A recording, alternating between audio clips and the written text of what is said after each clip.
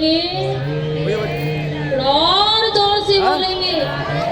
पीछे वाले हाथ उठा लो। श्री हरि रखना नहीं है।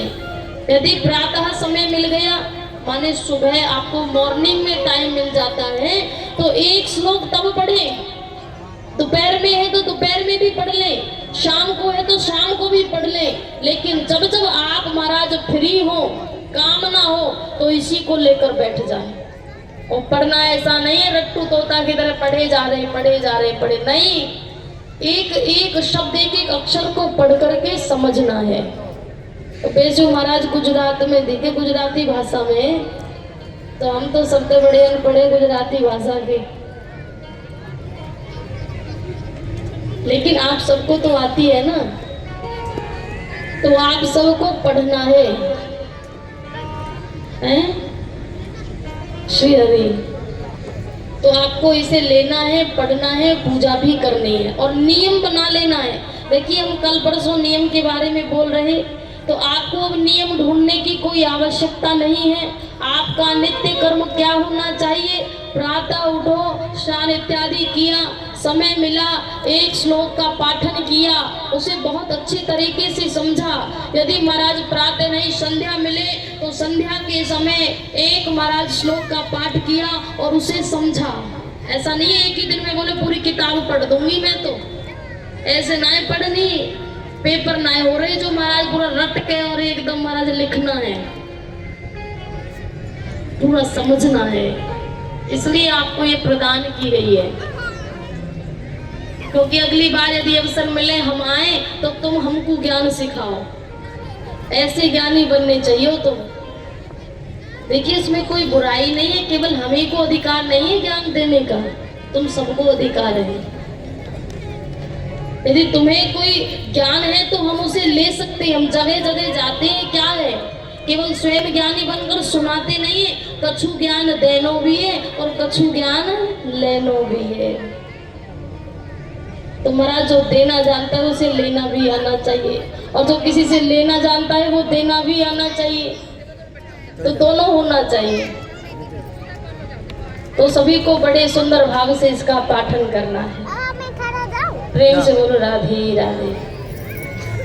तो महाराज सभी ग्वाल बालन को आज कन्हैया लेके आए। उस समय चतुर्दशी तिथि थी, इसलिए उस चतुर्दशी को बैकुंठ चतुर्दशी के नाम से हम पुकारने लगे। बैकुंठ चतुर्दशी तो आती है, ये सब तो आप देखते होंगे ना कैलेंडर में आज क्या है। आज तक नहीं देखा तो अब जब भी आए तो जरूर देखना एक बार कैलेंडर में। कैलेंडर नहीं, अब तो फोन ही सब कुछ है, हाथ में फोन है, फोन में पंचांग है, तो कहो की आवश्यकता ही ना है। तो इस प्रकार भगवान ने ये लीला की है। और महाराज आज ग्वाल बाल फिर से कन्हैया के साथ महाराज बड़ा खेल कूद रहे हैं। और आज सभी ग्वाल बालन ने महाराज अपने वृंदावन, अपने ब्रज की रज में लोट लगाई है। वृंदावन की जो रज है, ब्रज की जो रज है, उसकी भी महिमा है। उसे भी भक्त अपने मस्तक पर धारण करते हैं। ऐसी रज है, जानो क्यों? ब्रजरज की इतनी महिमा क्यों है? क्यों? क्योंकि रज में हमारे कन्हैया ने महाराज कबहू अपने चरण रखे। ब्रज में हमारो कन्हैया खेलो। और आज भी ब्रज में महाराज साक्षात कन्हैया भ्रमण करते हैं। बहुत सी प्रमाण आपको मिलेंगी वहां जब कभी आप जाओगे। बहुत सी ऐसी लीलाएं हैं। तो महाराज अब एक दिन देवर्षि नारद जी चले आ रहे हैं और सामने ही देख रहे हैं कि कामदेव जी चले आ रहे हैं। अब जैसे ही महाराज नारद जी ने कामदेव जी को देखो तो महाराज अपना रास्ता बदल लियो। यहाँ से नारद जी और यहाँ से कामदेव जी आ रहे हैं। अब नारद जी ने कामदेव जी को देखो तो रास्ता बदल लियो। कामदेव ने देखो कि महाराज नारद जी ने तो रास्ता बदल लियो। आवाज लगाई नारद जी, अरे नारद जी ठहरो तो सही थोड़ी देर। नारद जी बोले हमको तुमसे कोई बात नहीं करनी है, हमसे दूरी बनाए के रखो। तो महाराज कामदेव जी बोले नारद जी बड़ी जरूरी बात करनी है, रुको तो सही। नारद जी बोले चलो ठीक है, तो जो भी बात करनी है दूर से ही करना। क्यों? क्योंकि अब हम तुम पर विश्वास नहीं कर सकते।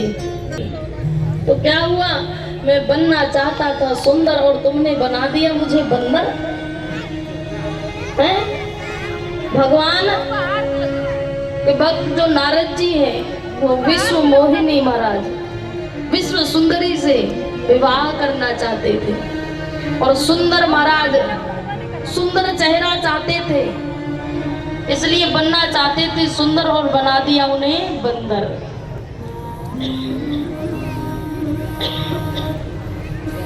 तो इसलिए आज नारद जी कह रहे हैं कि दूर से बात करो जो बात करनी है। तो महाराज नारद जी बोले बताओ क्या बात करनी है, जल्दी बताओ। तो कामदेव जी बोले नारद जी मेरी बाहों में बड़ी खुजली हो रही है।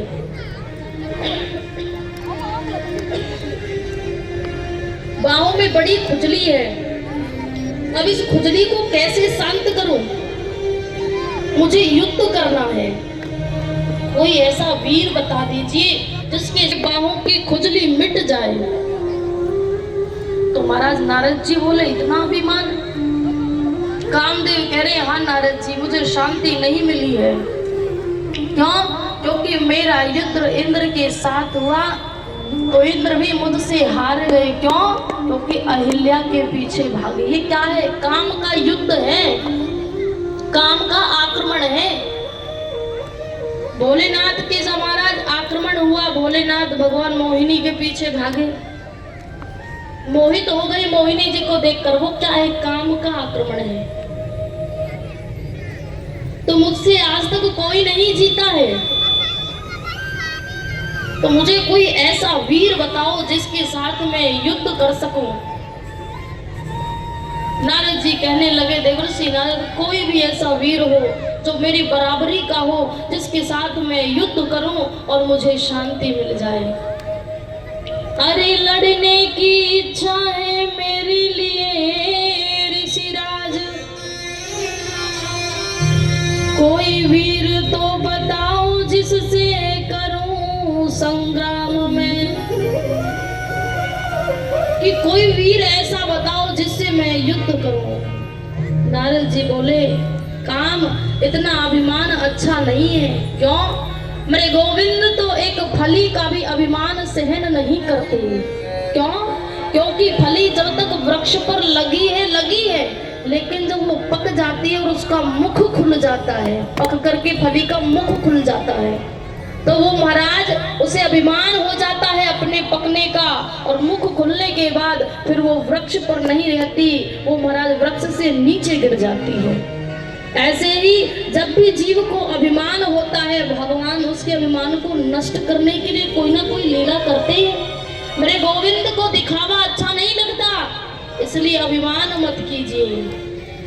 तुम्हारे अंदर इतना अभिमान है कि तुम महाराज किसी से भी युद्ध करने के लिए तैयार हो। कह रहे हो मुझसे ना भोलेनाथ जीत पाए हैं, ना इंद्र जीत पाए, ना ब्रह्मा जी जीत पाए हैं।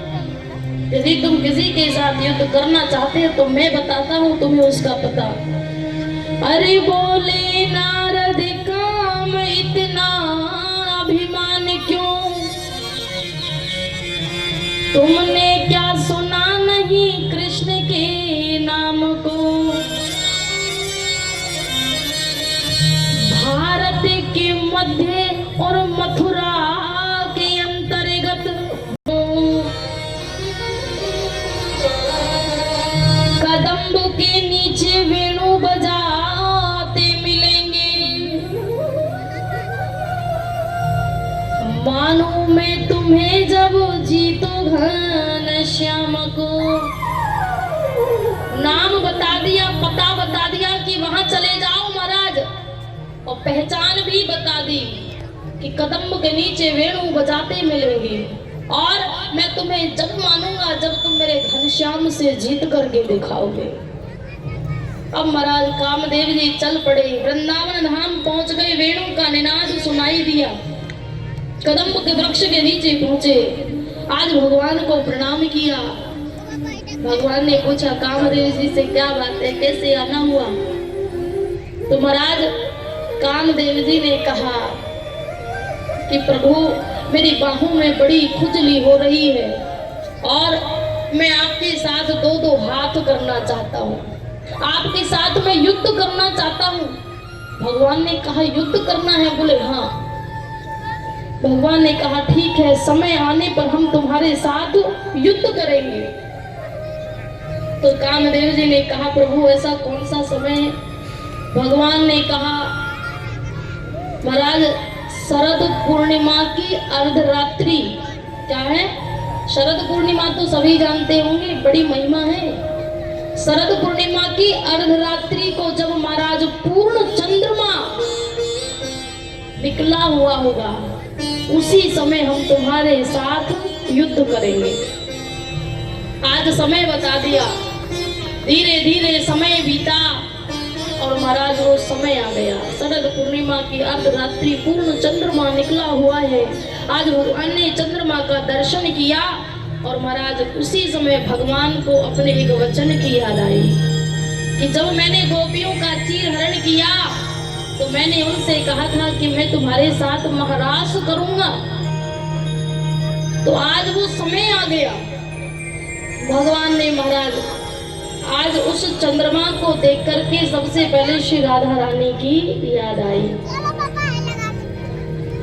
तो महाराज जैसे राधा रानी की याद आई और महाराज आज इस दिन का सभी इंतजार कर रहे थे, सभी ऋषि मुनि महाराज सभी देवता इंतजार कर रहे थे। भगवनपि ता रात्रि शरदोत्फुल्ल मल्लिका भिक्षेरन्तुम मनश्चक्रे योग मायाम उपाश्रिता। सभी इस समय का इंतजार कर रहे थे कि कब शरद पूर्णिमा आएगी और महाराज भगवान महारास करेंगे, इसलिए सभी इंतजार कर रहे थे। और आज भगवान ने महाराज अपनी बंसी को लिया और महाराज बंसी को बजाया है। आज भगवान एक एक करके सभी गोपियों को बुलाना प्रारंभ कर रहे हैं। आज सबसे पहले राधा रानी को बुलाया, एक बार बुलाया। राधा रानी ने विचार किया अभी तो एक बार ही बुलाया है, अभी नहीं जाती हूँ। क्यों? कोई एक बार बुलाए और हम चले जाएं तो इतना सत्कार नहीं मिलता, और कोई हमारा इंतजार करे दोबारा बुलाए महाराज तब जाना चाहिए। अब वैसे ही कान्हा ने महाराज फिर से वेणु का निनाद किया। अब तो राधा रानी से रुका नहीं गया। राधा रानी जिस अवस्था में सी भागी दौड़ी महाराज कन्हैया के पास पहुंच गई। और आज भगवान ने अब एक एक करके सभी गोपियों को बुलाना प्रारंभ कर दिया कि महाराज करवे को कृष्ण ने विचार कियो और योग माया आश्रय वेणु बजाई है। हरी घास पातन के ब्रज में गलीचा बिछे और फैलन पराग ने सुगंध बरसाई है। सघन वृक्षन के व्रतान बहुतान दिए, शीतल सुगंध मंद पवन सुता गाई है। यमुना के पुली न मानो गद्दा बिछाए दिए, चंद्रमा की चांदनी ने मानो चादर बिछाई है। आज चंद्रमा ने अपनी रोशनी को इतना प्रसार किया, इतना फैलाया है, मानो चंद्रमा ने सफेद चादर बिछाई है। आज इतना सुंदर समय। तो महाराज आज भगवान ने गोपियों को बुलाना प्रारंभ किया और महाराज गोपियों को बुलाया है। आज गोपियों ने जैसे ही वेणु का निनाद सुनाई दिया, दौड़ पड़ी। जो गोपी महाराज श्रृंगार कर रही थी, जो काजल लगा रही थी, एक ही आंख में काजल लगाई, दूसरे को लगाना भूल गई, दौड़ पड़ी।